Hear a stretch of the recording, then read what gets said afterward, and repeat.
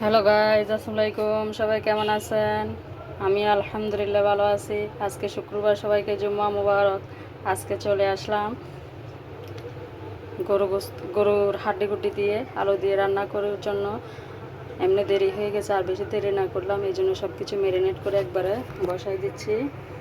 সবাই দেখতে থাকুন, কেমন হয়েছে বলবেন। A few moments later.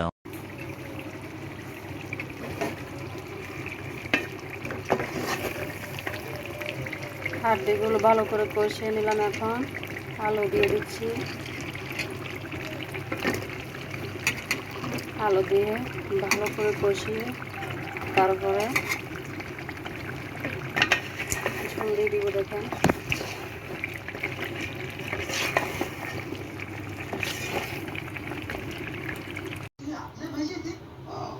তরকারিটার colour অনেক সুন্দর হয়েছে, কিন্তু এখন খাইতে কেমন হয় জানি না। একটু জানাবেন কেমন হয়েছে।